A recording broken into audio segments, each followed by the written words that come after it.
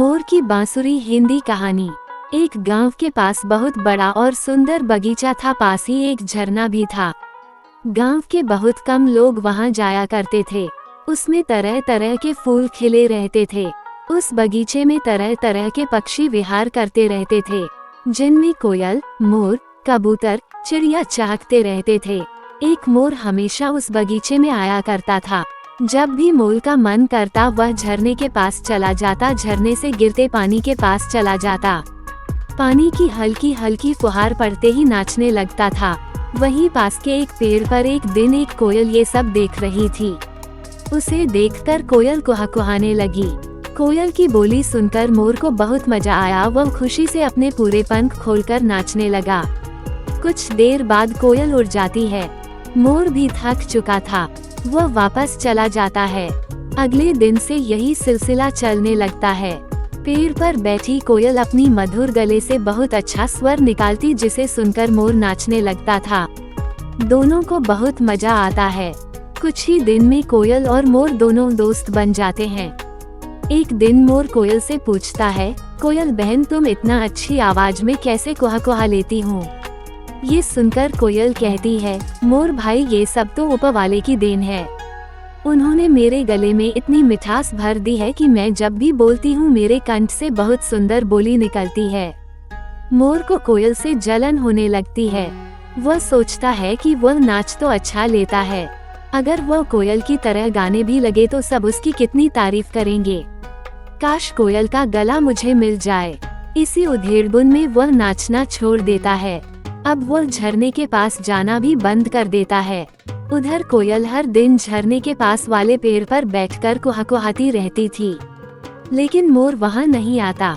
मोर का मन अब नाचने में नहीं लगता था। वो हर समय यही सोचता रहता कि कैसे कोयल की तरह गाने लगूं। वो कई बार कोशिश भी करता, लेकिन उसके गले से आवाज ही नहीं निकलती थी। कुछ दिन बाद कोयल भी उस पेड़ पर आना बंद कर देती है। मोर जब भी कोयल को देखता वह उससे बात नहीं करता था। उसे कोयल से नफरत हो जाती है। एक दिन मोर एक पेड़ की डाल पर बैठा था, तभी उसे कोयल के जैसी बोली सुनाई देती है। वह ध्यान से देखता है कि गांव की गलियों में एक आदमी बांसुरी बजाता हुआ जा रहा है। मोर ये देखकर बहुत खुश होता है। वह सोचता है, अरे वाह, ये तो कोयल से भी अच्छी आवाज निकाल रहा है। क्यों न मैं इनमें से एक बांसुरी ले लूं। वह डाल डाल पर उड़ते उड़ते बांसुरी वाले का पीछा करने लगता है। बांसुरी वाला एक पेड़ के नीचे आराम करने के लिए बैठ जाता है और अपना बांसुरी का थैला वहीं पास में रख देता है। मोर चुपके से पेड़ के पीछे से जाता है और उस थैले में से धीरे धीरे एक बांसुरी चोंच से खींचने लगता है। बांसुरी वाला गहरी नींद में सो रहा था। मोर धीरे धीरे बांसुरी निकाल लेता है और बांसुरी को चोंच में दबाकर उड़कर एक पेड़ की डाल पर बैठ जाता है। मोर बहुत खुश था। वह सोच रहा था, अब मैं नाचकर और गाकर सबसे बढ़िया पक्षी बन जाऊंगा।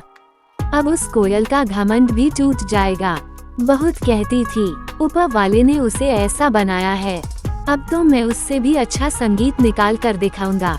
लेकिन अब समस्या ये थी कि वह बांसुरी बजाए कैसे। बांसुरी को छोड़ता है तो नीचे गिर जाएगी, इसलिए वह बगीचे में नीचे आ जाता है।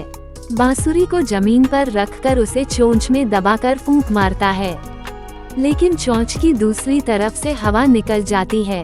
बांसुरी बज नहीं पाती। इससे मोर बहुत परेशान हो जाता है। फिर वह सोचता है कि अगर मेरी चोंच न हो तो वह आराम से उस आदमी तरह बांसुरी बजा लेता। वह एक पत्थर के पास जाकर जोर जोर से अपनी चोंच उसमें मारता है, लेकिन चोंच नहीं टूटती। फिर वह एक पेड़ के तने में अपनी चोंच फंसाकर तोड़ देता है। चोंच टूटते ही उसे बहुत दर्द होता है। वह दर्द से चिल्लाने लगता है, लेकिन कोई वहां नहीं आता। उसके बाद मोर बहुत रोता है।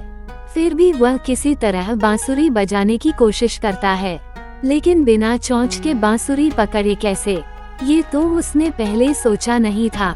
हार कर वह बांसुरी को फेंक देता है, लेकिन चोंच टूटने के कारण अब वह दाना भी नहीं चुग पा रहा था।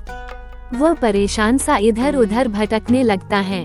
तभी कोयल की नजर मोर पर पड़ जाती है। कोयल उसके पास आती है, मोर भाई क्या हुआ, ये चोंच कैसे टूट गई? मोर उसे सारी बात बताता है। ये सुनकर कोयल उससे कहती है, भाई मैंने तो तुमसे पहले ही कहा था, ईश्वर ने जिसे जैसा बनाया है वही ठीक है। तुम सोचो अगर मैं नाचने लगूं को कैसी लगूंगी। ईश्वर ने मुझे काला बनाया लेकिन आवाज बढ़िया दी। तुम्हें इतना सुंदर बनाया कि सब तुम्हें देखने को तरसते हैं। तुम्हारे जैसा रूप किसी पक्षी का नहीं है।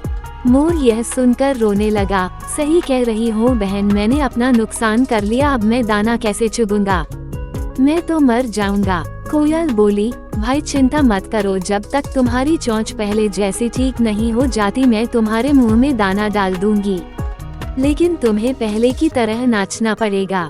ये सुनकर मोर बहुत खुश हुआ। दोनों पहले की तरह नाचने गाने लगे। शिक्षा, दूसरों से होड़ न करके जो ईश्वर ने दिया है उसमें संतोष करें।